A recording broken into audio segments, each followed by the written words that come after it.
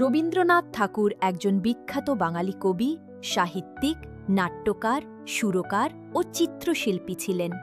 তিনি 1861 সালের 7ই মে কলকাতার জোড়াসাঁকো ঠাকুরবাড়িতে জন্মগ্রহণ করেন।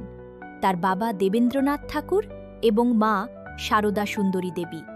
রবীন্দ্রনাথ ছোটবেলা থেকেই সাহিত্য ও সঙ্গীতের প্রতি গভীর আগ্রহ দেখিয়েছিলেন।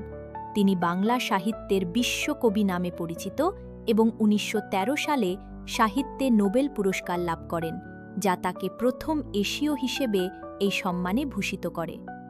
তার বিখ্যাত কাব্যগ্রন্থ গীতাঞ্জলি এই পুরস্কার লাভে সহায়ক হয়। রবীন্দ্রনাথ প্রায় 2000-এর বেশি গান রচনা করেছেন, যা রবীন্দ্রসঙ্গীত নামে পরিচিত।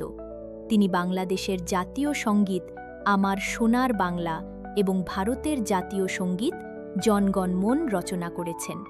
তিনি শান্তিনিকেতন প্রতিষ্ঠা করে শিক্ষাক্ষেত্রে নতুন ধারার সূচনা করেন। তার সাহিত্য, সঙ্গীত, দর্শন ও শিক্ষা নিয়ে অবদান বাংলা ও বিশ্ব সংস্কৃতিকে সমৃদ্ধ করেছে। তাই রবীন্দ্রনাথ ঠাকুর শুধু একজন কবি নন, তিনি বাংলা ভাষা ও সংস্কৃতির এক অনন্য প্রতিভা।